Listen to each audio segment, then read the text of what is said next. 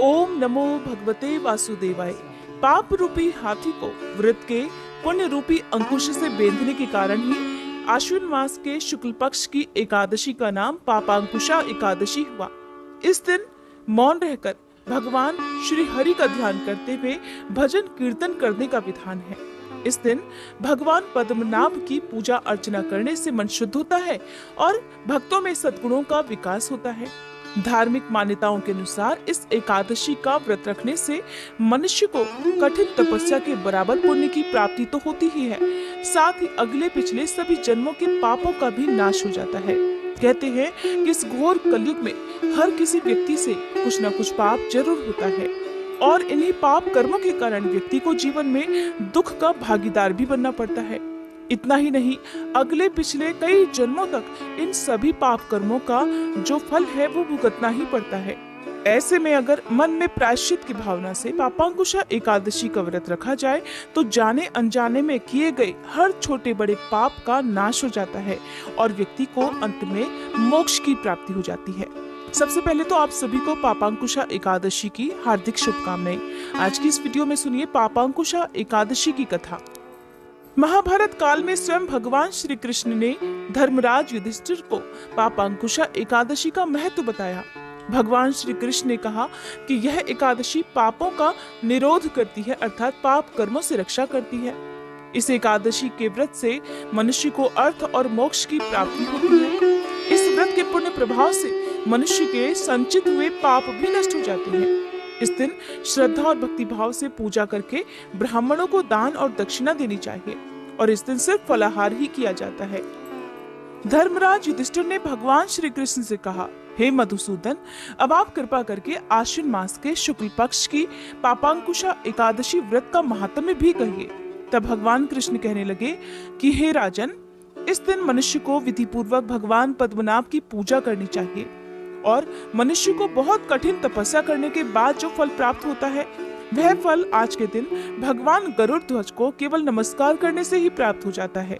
जो मनुष्य अज्ञानवश अनेकों पाप करते हैं लेकिन सच्चे मन से प्रायश्चित करके अगर भगवान श्री हरि से क्षमा याचना करते हैं तो वो कभी नरक में नहीं जाते।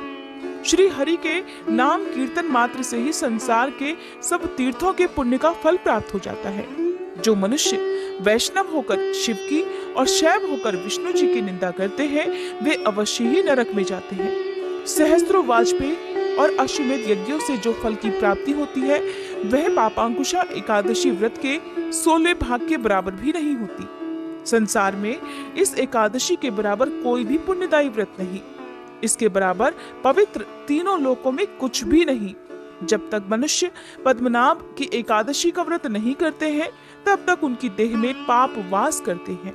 हे राजेंद्र, यह एकादशी स्वर्ग, मोक्ष, आरोग्यता, अन्न, धन और सभी प्रकार के सुख प्रदान करने वाली है। एकादशी व्रत के बराबर गंगा जी, गया जी, काशी, कुरुक्षेत्र और पुष्कर भी पुण्यवान नहीं है। हरिवासर और एकादशी का व्रत रखने से और इस दिन जागरण करने से सहज में ही वैकुंठ लोक की प्राप्ति हो जाती है। हे युधिष्ठिर, इस व्रत को रखने वाले भक्तों के 10 पीढ़ी माता के पक्ष के, 10 पीढ़ी पिता के पक्ष के, 10 पीढ़ी पत्नी के पक्ष के और 10 पीढ़ी मित्र के पक्ष के उद्धार हो जाते हैं। वे दिव्य देह धारण करके, चतुर्भुज रूप होकर, पीतांबर धारण करके, हाथ में माला लेकर, गरुड़ पर विराजमान होकर वैकुंठ लोक को जाते हैं। हे युधिष्ठिर, पूर्व समय में विंध्य पर्वत पर क्रोधन नामक एक बहेलिया रहता था। वह बड़ा क्रूर और हिंसक था। उसका सारा ही जीवन हिंसा, लूटपाट, मद्यपान और गलत संगति करते हुए पाप कर्मों में बीता। जब उसका अंतिम समय आया तब यमराज के दूत बहेलिये को लेने के लिए आए और यमदूत ने बहेलिये से कहा कि कल तुम्हारे जीवन का अंतिम दिन है, हम तुम्हें कल लेने के लिए आएंगे। ये बात सुनकर बहेलिया बहुत भयभीत हो गया और वह भयभीत अवस्था में ही महर्षि अंगिरा के आश्रम में जा पहुंचा। वहां महर्षि अंगिरा ध्यानस्थ थे। वह महर्षि अंगिरा के चरणों में गिरकर प्रार्थना करने लगा कि हे ऋषिवर, मैंने जीवन भर पाप कर्म ही किए हैं। कृपा करके मुझे कोई ऐसा उपाय बताइए जिससे मेरे सारे पाप नष्ट हो जाएं और मुझे मोक्ष की प्राप्ति भी हो जाए। इस प्रकार उसके विनम्र निवेदन करने पर महर्षि अंगिरा ने उसे आश्विन मास के शुक्ल पक्ष की पापांकुशा एकादशी का विधि पूर्वक व्रत रखने के लिए कहा। महर्षि अंगिरा के कहे अनुसार उस बहेलिये ने फिर इस व्रत को धारण किया। द्वादशी तिथि के दिन अपनी सामर्थ्य के अनुसार उसने ब्राह्मणों को भोजन कराया और उसके बाद खुद भोजन ग्रहण किया। इस व्रत के पुण्य प्रभाव से वह बहेलिया हर प्रकार के पापों से मुक्त होकर अंत में वैकुंठ लोक को गया।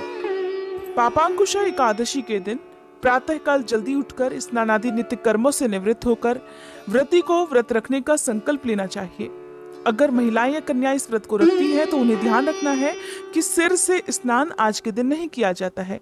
संकल्प लेने के बाद अगर हो सके तो कलश की स्थापना करके उस पर भगवान विष्णु के स्वरूप भगवान पद्मनाभ की प्रतिमा या तस्वीर रखें। अगर प्रतिमा या तस्वीर ना हो तो आप ऐसे में भगवान कृष्ण की पूजा भी आज के दिन आप कर सकते हैं।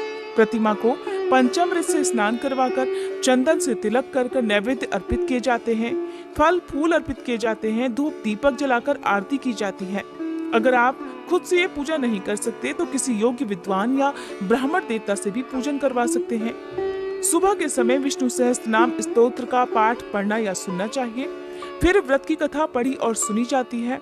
सबसे अंत में भोग लगाकर जिसमें तुलसी दल और जल अनिवार्य रूप से रखे जाते हैं।